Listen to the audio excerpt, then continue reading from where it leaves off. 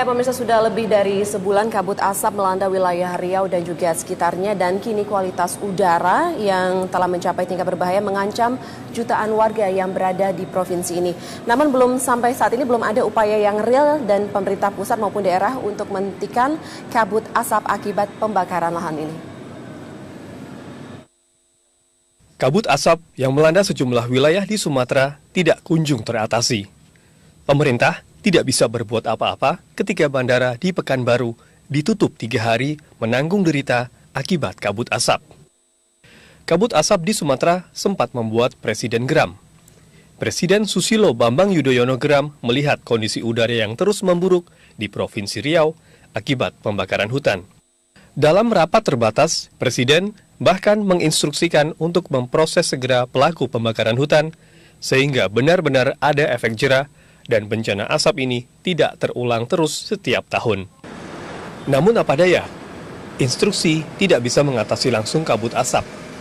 Kebakaran atau bisa juga disebut pembakaran lahan tetap saja terjadi. Menteri Kehutanan Zulkifli Hasan sebagai bawahan Presiden hanya bisa berkoordinasi tanpa bisa menghasilkan sesuatu yang nyata mengatasi kebakaran hutan dan lahan. Nah, mengenai kebakaran sendiri sudah berkali-kali saya sampaikan, sekarang ditanggulangi oleh BNPB ya, daerah. Kita tetap mendukung, kami Kementerian Kehutanan, BNPB pusat, pemerintah daerah, TNI, Polri kita terus-menerus. Memang kalau sudah terbakar itu tidak mudah. Apalagi Riau itu kan gambut ya, gambut dalam. Bisa saja disiram, dibom air, padam apinya. Tapi dia nggak sampai ke bawah. Karena api itu bisa sampai 10-20 meter. Dan itu karena dia gambut mengeluarkan asapnya kan tinggi sekali. Oleh karena itu memang selain memadamkan all out sekarang ini, kita mencegah itu yang paling baik. Kabut asap yang masih tebal di Sumatera bisa menjadi ukuran kinerja pemerintah akhir-akhir ini. Tim Liputan Metro TV.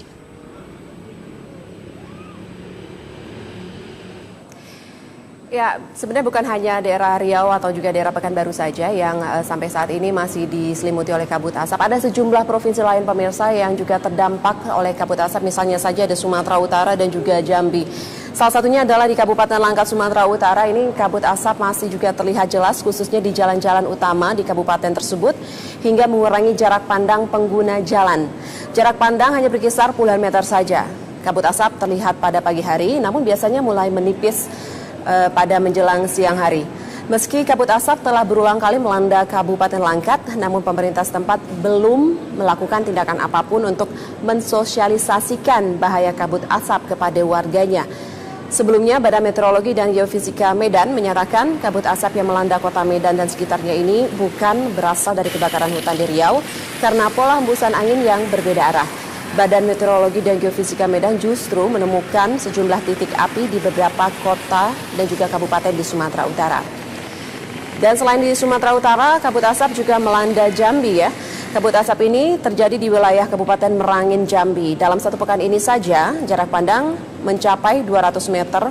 Dari sebelumnya jarak pandang 200 sampai dengan 500 meter. Nah, ketebalan kabut asap bercampur warna hitam terutama menyelimuti kota Bangko, di mana sejumlah pemukiman rumah warga yang berada di desa Sungai Ulak, Kecamatan Nalotantan, dan juga pemukiman desa Mentawa. Kabut asap juga menyelimuti jalan lintas Sumatera.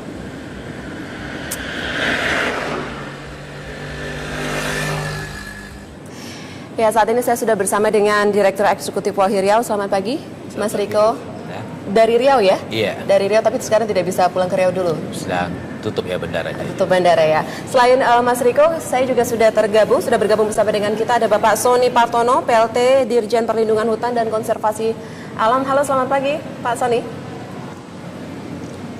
Selamat pagi, Mbak Tita. Ya, selamat pagi Bapak, sudah bergabung dengan kami. Terima kasih untuk kesediaannya. Saya ke Pak Sony dulu ya, kita ke Pak Sony dulu ya Mas Riko. Pak Sony, sebenarnya kalau kita berbicara soal pemadaman titik-titik api atau juga hotspot yang ada di Provinsi Riau sendiri, seberapa susah dilakukan hingga sampai saat ini tampaknya kabut asap melanda bukan hanya Provinsi Riau, tapi juga provinsi-provinsi lain yang ada di Sumatera. Iya, jadi sekarang ya, pada posisi saat ini teman-teman dari Manggala Agni ya, dari Kementerian Kehutanan bergabung dengan teman-teman dari TNI, kemudian dari Polri dan BNPB setempat ini telah melakukan pemadaman ya melalui darat ya. Nah, ini yang sekarang menjadi kendala itu adalah masalah air ya, karena kita tahu di dalam kondisi saat ini ada kondisi kering, di mana gambut sekarang ini untuk mencari air sangat susah ya gitu. Memang kita mengharapkan itu adanya pemadaman melalui udara. Nah, namun kondisi asap yang ada ini, Pak Sony, maaf, sampai saat ini tadi Iya. Anda katakan melalui darat. Iya. Jadi selama ini kan kasusnya bukan sehari 2 hari ya Pak Sony. Apakah sudah pernah dilakukan pemadaman melalui Iya. udara, menjatuhkan bom air? sudah. Jadi kami ya dari Manggala Agni bersama-sama dengan TNI sebetulnya sudah sejak bulan Januari itu sudah melakukan pemadaman. Bahkan posisi pada bulan Februari kita sudah melakukan pemadaman sampai 870 hektar. Ya, itu yang ada di Provinsi Riau saja ya. Memang kondisi gambut inilah yang menyebabkan ya, karena gambut itu adalah sekam. Jadi sudah dipadamkan nanti timbul panas ya, akhirnya muncul api lagi di tempat yang lain. Itulah selalu terjadi seperti itu. Sehingga kita itu kejar-kejaran dengan api yang ada kan gitu. Tapi teman-teman di daerah ya tidak patah semangat ya gitu. Iya Pak Sony, tapi kita berbicara soal kabut asap, soal pembakaran atau juga kebakaran hutan ini bukan tahun ini saja ya Pak. Kalau kita mencatat lagi tahun kemarin juga ada 2012 hampir setiap tahunnya. Bahkan saya bisa katakan setiap tahunnya seperti itu. Apakah tidak ada antisipasi langkah-langkah untuk menghentikan hal ini sebelum terjadi begitu Pak? Sudah kita sosialisasi sudah ya kita lakukan di beberapa tempat, terutama daerah-daerah rawan. Kita punya peta ya yang rawan kebakaran. Itu selalu kita sosialisasikan kepada bupati setempat, kecamatan setempat. Hanya yang menjadi masalah, ini kan masalah budaya. Budaya membakar ya dari masyarakat itu yang sulit dihilangkan. Karena memang cara membakar itu dalam rangka untuk membuka lahan itu yang paling murah kan gitu. Cukup 2 liter minyak ya, korek api sudah dibiarkan, tapi ini efeknya seperti sekarang ini gitu, tidak terkendali gitu. Kita juga di sini sudah bersama dengan Mas Riko, ini ada dari Walhi Riau. Benarkah ini sebenarnya masalahnya adalah budaya pembakaran yang dilakukan oleh warga sendiri atau memang mungkin ada hal-hal lain? Nah, yang harus kita ketahui publik, terutama Departemen Kehutanan juga harus tahu ya. Ini peristiwa ini bukan pertama, sejak tahun 1997 sampai sekarang. Dan ini erat juga hubungannya dengan tingkat kerusakan hutan yang terjadi tiap tahun, yang menimbulkan asap. Nah, kalau melihat komposisinya, kerusakan hutan, itu adalah, kalau kita bicara kepemilikan lahan ya, 80% itu seluruh areal itu dikuasai oleh konsesi, 20% hanya dikuasai oleh masyarakat. Nah, bicara lagi seperti gambut. Gambut itu secara ekosistem harusnya itu tidak pernah terbakar, mereka basah. Jadi selalu dalam keadaan basah masyarakat tidak pernah ada budidaya menanam di gambut. Tidak ada budaya menanam. Kalau menanam itu mereka hanya ngambil ikan. Yang membuka gambut itu adalah pemerintah memberikan izin. Akses terbuka, orang akan datang membuka lahan. Tetapi salah satu penyebab itu ya konsesi sebetulnya. Bagaimana perizinan, undang-undang yang diberikan atau kebijakan yang dikeluarkan untuk mengkonversi gambut. Harusnya di undang-undang kita gambut itu tidak boleh dibuka. Nah, pemerintah harus belajar. Ini ada yang salah di tata kelola kita sebetulnya. Kenapa persoalannya terus terjadi tiap tahun? Pak Sony, masalahnya adalah di perizinan Pak. Anda dari Kementerian Perhutanan sendiri, apakah menurut Anda memang ini juga sudah menjadi perhatian dari Kementerian? Jadi gini, kalau Kementerian Kehutanan itu kan hanya memberikan di dalam kawasan hutan saja, yaitu berupa hutan tanaman industri kan gitu ya. Dan itu di dalam syarat perizinan itu juga sudah ditegaskan. Pembukaan lahan dilarang melakukan dengan pembakaran. Itu jelas. Nah, sebagai akibat dari pembakaran kalau nanti dilakukan, satu, izin akan dicabut. Yang kedua, tentunya yang membakar akan dilakukan penegakan hukum. Ini tegas karena hukumannya tidak main-main.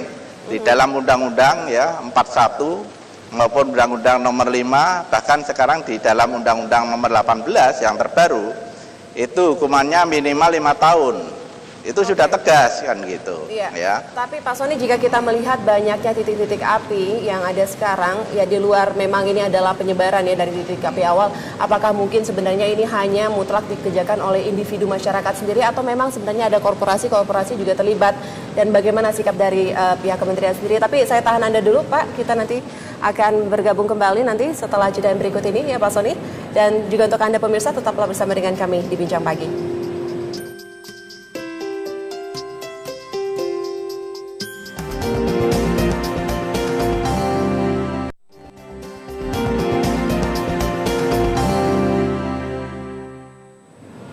Ya, Anda masih terus bersama dengan kami di Bincang Pagi. Kita kembali ke Pak Soni dulu ya. Pak Soni, tadi sebelum menjeda saya sempat bertanya tentang masalah kalau kita melihat banyaknya titik api, banyaknya sumber-sumber kebakaran yang ada, kayaknya hampir mustahil kalau misalnya ini hanya dilakukan oleh individu masyarakat sendiri.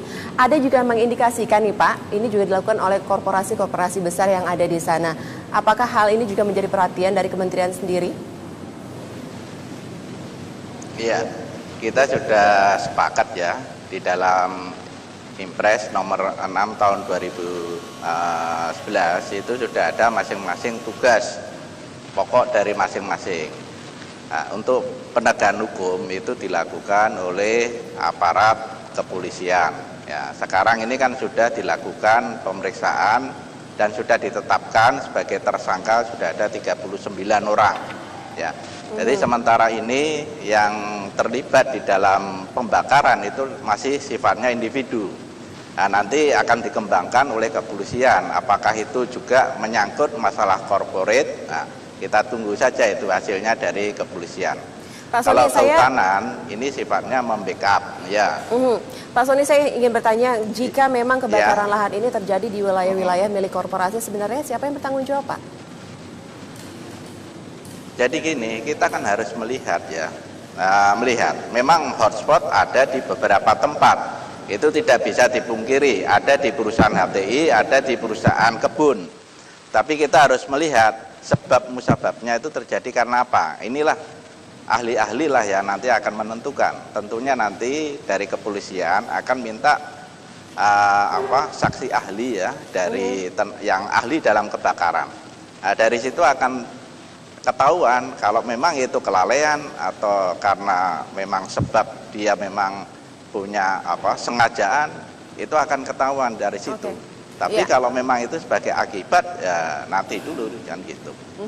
Mas Riko, kalau dari Walhi sendiri melihat sebenarnya apakah ini memang murni adalah budaya masyarakat dilakukan oleh mungkin kelompok masyarakat, individu-individu, atau mungkin Walhi punya data lain? Ya, kalau melihat budaya tadi dari awal saya bilang tadi, budidaya masyarakat di gambut itu tidak ada membuka lahan, karena mereka namanya gambut itu adalah daerah berair. Umumnya masyarakat itu mencari ikan, terus mengambil kayu. Budidaya dan lain itu kurang di sana. Jadi kalau misalnya ada yang mengindikasikan ini adalah cara membuka lahan yang dilakukan oleh korporasi, jadi langsung dalam masif gitu ya, ukurannya masif. Ya, harus dipahami, yang harus kita mengerti juga bahwa Riau itu mempunyai lahan gambut 4,2 juta hektar. 2 juta hektar itu sudah dirusak dan beralih fungsi menjadi komoditas akasia sama kelapa sawit. Dari komposisinya sendiri itu hampir 80% konsesi itu berada di areal gambut. Nah, yang 2,2 juta itu juga ada izin di atasnya, nunggu waktu juga ditebang. Nah, yang menarik dari kita, gambut itu kan secara ekosistem mereka kan rawa basah, berfungsi untuk di musim hujan menyerap air, di musim kemarau mengeluarkan air. Logikanya mustahil terbakar. Nah, konsesi menebang kawasan secara masif ya, land clearing. Artinya mereka akan mengeringkan gambut dulu untuk mereka tanam. Artinya jika gambut kering dan rusak, dan ini buktinya bahwa gambut itu sakit dan rusak itu salah satunya kebakaran, di mana akan susah dipadamkan karena air tidak ada. Nah, kalau bicara seperti itu, bicara apakah ada masyarakat atau perusahaan, ini kita bicara betul ke akar persoalan. Kenapa gambut itu dibuka? Kalau gambut itu tidak dibuka, mustahil ada api, saya pikir. Nah, sekarang pertanyaan menariknya kepada kementerian, kenapa diberikan izin di gambut? Secara undang-undang kita sudah jelas, ada regulasi melindungi gambut untuk tidak dikonversi secara masif. Nah, apalagi gambut dalam. Nah, pertanyaannya, apakah kementerian tahu? Dari banyak data yang kita punya, titik api yang banyak itu berada di gambut dalam yang dikonversi. Oke. Secara undang-undang itu dilindungi. Kenapa ada izin selevel menteri yang memberikan izin? Nah, itu pertanyaan yang harus dijawab oleh kementerian. Pak Sony, Anda mendengar tadi?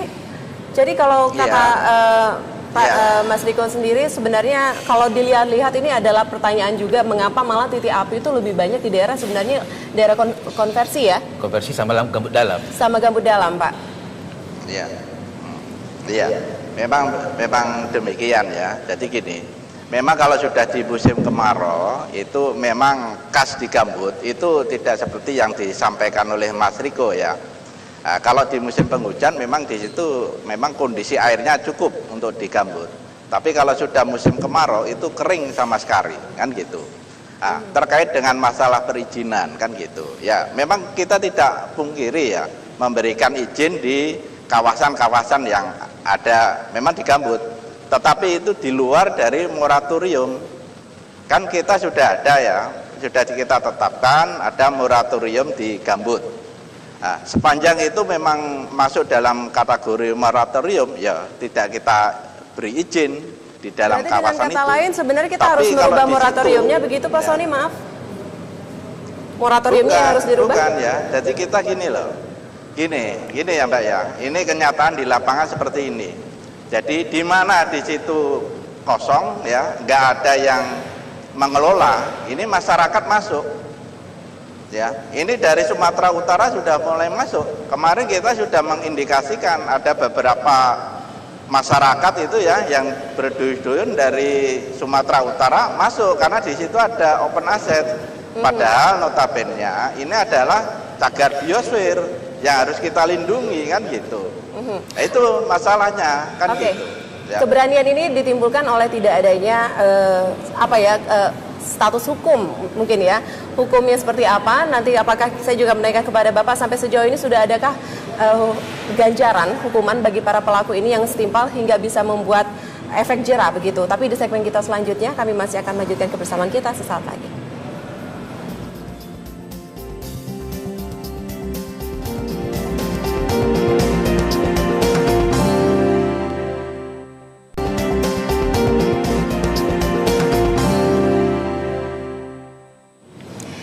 Ya pemirsa, untuk Anda yang ingin mungkin menyampaikan pendapat Anda, kami tunggu telepon Anda di 021583022. Tadi kami juga sudah mencoba menghubungi Kahumas Pemprov Riau, Bapak Fahmi, tetapi Bapak Fahmi mengatakan dia tidak bisa memberikan penjelasan, tidak bisa untuk menyampaikan sebenarnya keterangan di dalam program kita, harus menunggu izin dari Gubernur terlebih dahulu.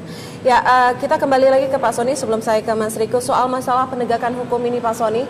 Sampai saat ini sendiri sebenarnya sudah ada puluhan orang juga yang ditangkap yang dikatakan merupakan pelaku dari pembakaran lahan ini.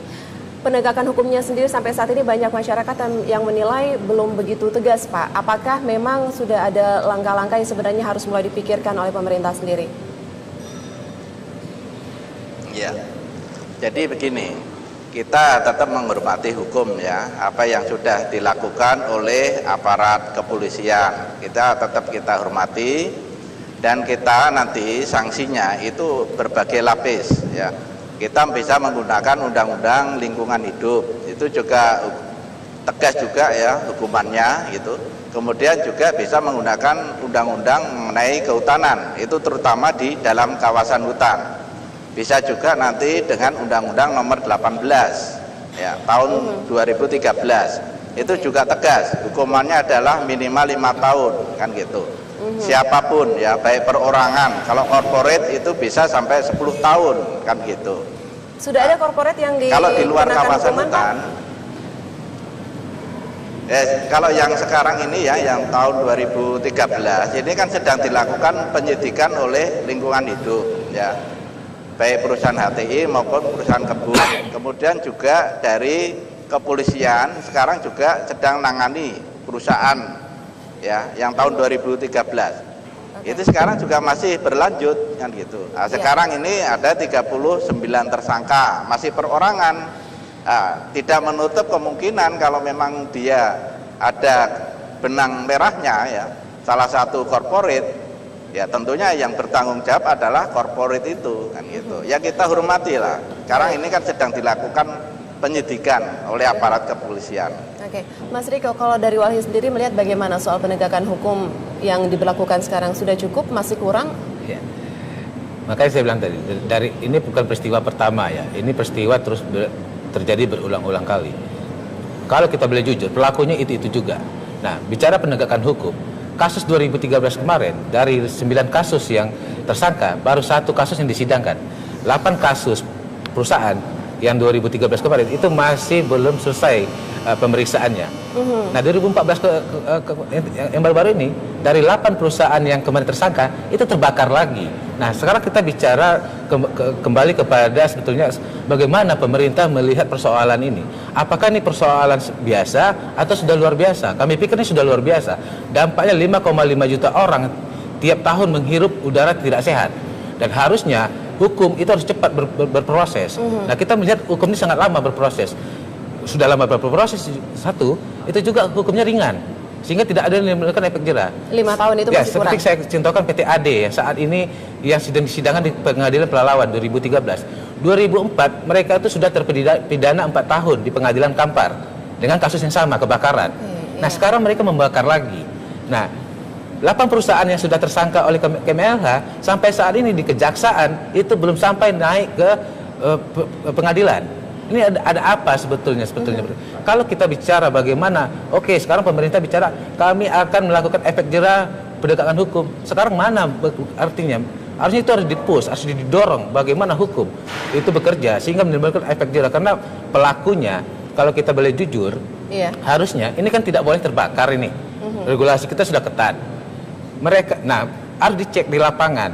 Misalnya, ya, modusnya seperti apa? Misalnya begini, perusahaan diberikan konsesi. Misalnya 10.000 hektar, mereka harus bertanggung jawab menjaga konsesi, Tetapi dicek, ada nggak petugas mereka menjaga konsesi? Adakah alat-alat mereka gunakan untuk memadamkan api? Nah, BMKG kita sudah bagus early warning systemnya. Desember itu mereka terus ngirim titik-titik api terpantau. Kalau mereka jaga, apalagi Kemenhub katanya bilang kemarin, kami sudah pantai Desember. Harusnya kalau bekerja ada barangnya, ada alatnya, ada petugasnya, itu selesai, tak ada titik api. Mas Riko, ini kita sudah terhubung dengan telepon dengan salah satu rekan kita, dengan warga Riau maksud saya. Halo, selamat pagi. Halo, selamat pagi dengan Ibu Intan ya? Iya. Ibu Intan, Anda di Pekanbaru? Ya, saya langsung di Pekanbaru nih, Bu. Oke, tidak mengungsi, Bu? Rencana mengungsi kayaknya, Ibu. Soalnya seluruh kantor udah diungsikan ke Medan. Oke, Bu Intan, bisa mungkin Anda jelaskan kepada kami di sini, karena kita juga tidak pernah, saya sendiri belum pernah, Bu, berada di keadaan udara yang kotornya itu hampir 400 lebih. Sampai 1.000. Hampir 1.000 ya, hampir 1.000 PSI. Bu, apa yang Anda rasakan, apa yang Anda cium, bagaimana keadaan kesehatan Anda di sana? Ya, sudah mulai drop sih, Bu, ya. Karena tenggorokan sudah mulai terasa sakit. Udara juga yang kita hidup sudah merasa bau asap. Salah juga denyut-denyutan nih, Bu. Tolonglah di pemerintah Pekanbarunya ya. Tolonglah, lihatlah kondisi masyarakatnya. Mungkin sekarang kami nggak merasakan efeknya ya. Tapi mungkin 5 tahun, 10 tahun ke depan, bagaimana kami penduduk Pekanbaru ini gitu. Semua indikator yang Ibu tunjukkan juga sudah berbahaya. Kita pergi kemarin ke Departemen Kesehatan, mereka masih hanya buat konsep untuk meliburkan pemerintah atau swasta. Tolonglah lebih cepat sigapnya, mana tunjuk satu hujan pun nggak ada di Pekanbaru ini gitu loh. Iya, Ibu Intan, Ibu sendiri bekerja atau tinggal di rumah? Saya bekerja. Bekerja, Ibu masih tetap bekerja, Bu? Kalau hari ini diusahakan libur katanya. Kalau memang masih kondisi sangat berbahaya, nanti semua akan libur hari ini, Ibu. Lalu anak-anak, tetangga, apakah masih beraktivitas seperti biasa? Oh, sudah enggak, Bu. Semua udah pada masuk di rumah, berusaha di rumah. Kalau enggak mengungsi pun kemana? Sumatera Barat pun udah kena dampaknya juga. Medan juga udah kena dampaknya gitu. Iya, Kita mau mengungsi kemana juga gitu. Ini polusi di sana sudah luar biasa parah ya, Bu ya? Ada yang mengatakan lebih baik masyarakat tinggal di dalam rumah memakai masker, itu menolong tidak sebenarnya? Enggak menolong juga, Bu. Tetap juga terasa bau asapnya gitu loh, Bu. Tetap juga pusing gitu. Iya. Kita juga dalam kantor kan tertutup tuh, tetap aja masuk asapnya. Karena ini paling parah yang saya rasakan, Bu. Ibu, sudah ada himbauan mengungsi dari pemerintah setempat? Belum ada, itulah kami pergi kemarin ke daerah, ke Departemen Kesehatan. Orang itu hanya masih buat konsep untuk meliburkan swasta pun atau negeri gitu. Mana sigapnya, itu udah berbahaya. Dari hari Senin udah berbahaya. Tapi nggak ada juga tindakan dari pemerintah kan. Mana gitu loh, Bu. Iya, oke, baik. Terima kasih Bu Intan sudah berbagi pengalamannya dengan kita di sini pagi hari ini, warga Riau. Semoga saja ini akan segera berakhir ya, bukan hanya Bu Intan, tapi juga seluruh warga Riau bisa kembali menghirup oksigen yang sebenarnya. Sama langit biru. Nanti kita masih akan melanjutkan kebersamaan kita pemirsa, sesaat lagi tetaplah bersama dengan kami.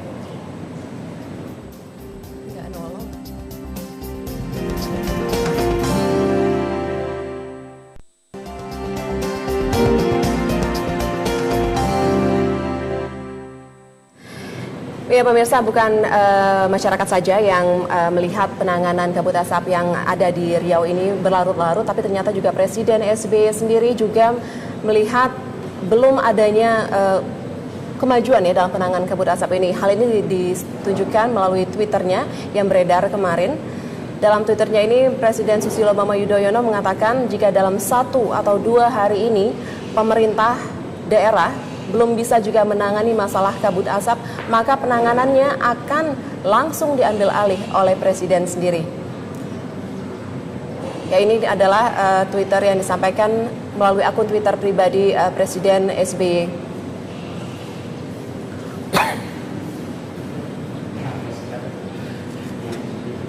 Ya, itu tadi kita juga sempat berbincang, saya sempat berbincang dengan Bu Riko. Kata Bu Riko sendiri, Bu Riko ini adalah, Mas Riko ini adalah warga Riau.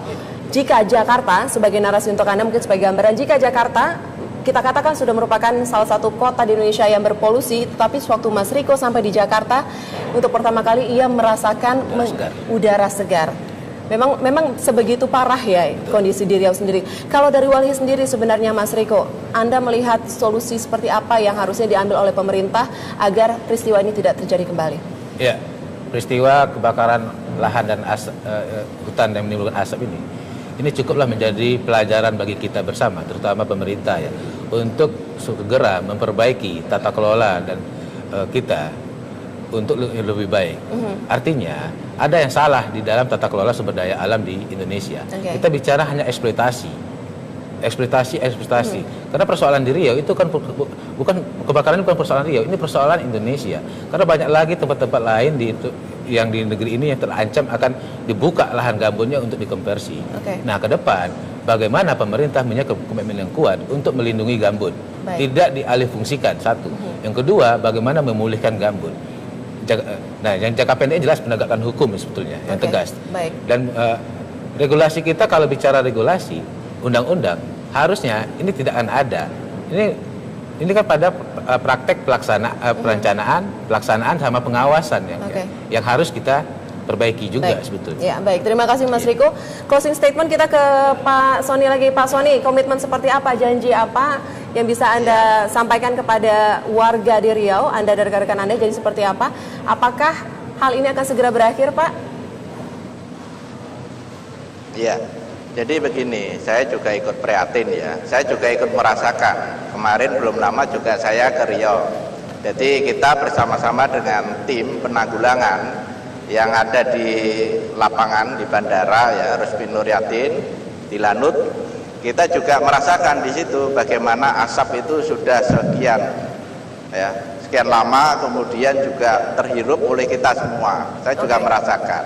Makanya saya dalam hal ini ya dari Kementerian Kehutanan itu menghimbau lah. Jadi kita lebih baik mencegah ya terjadinya pembakaran daripada melakukan pemadaman.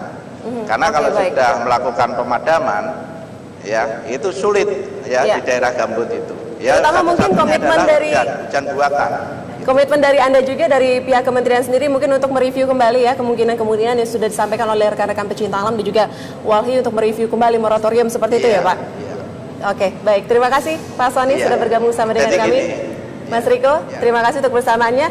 Dan pemirsa, itulah perbincangan kita untuk pagi hari ini. Kami masih akan terus menemani Anda hingga pukul 8 pagi nanti. Kita kembali ke Rory Asyari. Silakan Rory. Kita harapkan tidak hanya upaya pencegahan, namun ada juga penegakan hukum bagi para pelaku pembakar hutan. Ya, Terima kasih Alvita. Dan pemirsa, kami masih akan berlanjut dengan sejumlah informasi yang lain dan juga perbincangan bedah editorial media Indonesia sesaat lagi.